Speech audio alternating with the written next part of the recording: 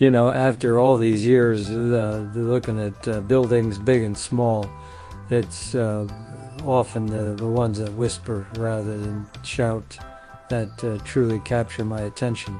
We find ourselves today looking at such a project far from the urban sprawl in the Kozak Plateau of Pergamon, Turkey.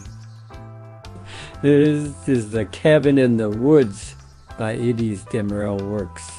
A modest 54 square meters, completed I believe around 2022. Now, what first strikes you, or at least what strikes me, is this intentional dialogue with an ancient landscape. It's perched quite deliberately on an existing dry stone terrace wall, the ghost of an old vineyard, a mark of respect, that a refusal to simply bulldoze and impose. But don't mistake that respect for timidity. Oh no. The structure itself, with its robust steel frame and this distinctive metallic skin, likely Corten given its appearance and resilience, makes a conscious statement. It doesn't try to blend in, to camouflage itself. It stands apart, a man-made object asserting its presence. Some might find that jarring. I find it honest. And then you move inside, or rather down into its heart. This is where the design truly sings for me. A sunken core, a contemporary conversation pit, as the architects call it. A clever nod, perhaps, to those mid-century masters, but here it feels deeply rooted, quite literally embedded in the topography. It's an invitation, isn't it? To gather, to share, to connect, not just with each other, but with the earth itself. The central well, it's the anchor.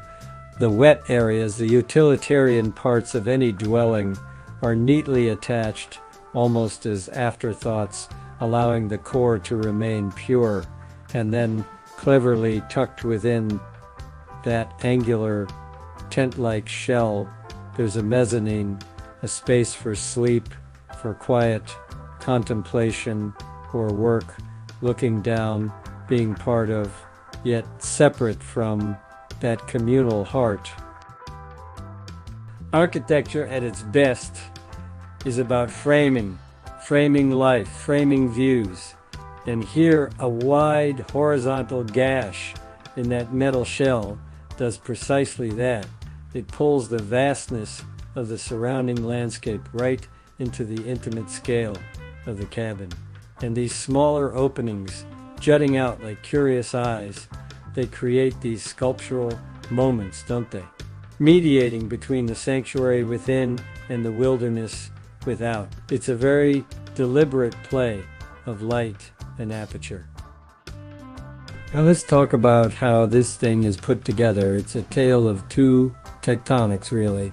You have that reinforced dry stone wall, the in situ concrete base. These elements feel like they've grown from the site.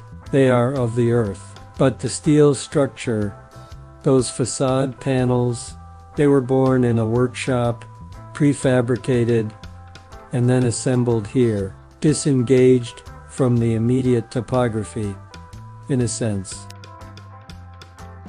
And this is the crux of it, the intellectual meat of the foundation, and that the conversation pit.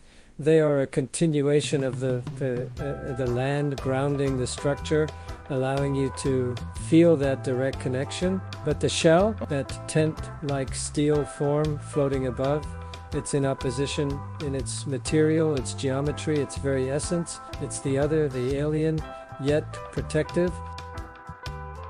What we have here is not just a cabin, but a carefully crafted dialogue. A dialogue between local and foreign, between ancient techniques and modern fabrication, between integrating and contrasting. It's a reminder that great architecture doesn't always need a grand gesture or an enormous budget. Sometimes it just needs a clear idea, thoughtfully executed. This little cabin in Kozak, it's got that in spades. A fine lesson for any young architect and a delightful retreat for those lucky enough to stay there.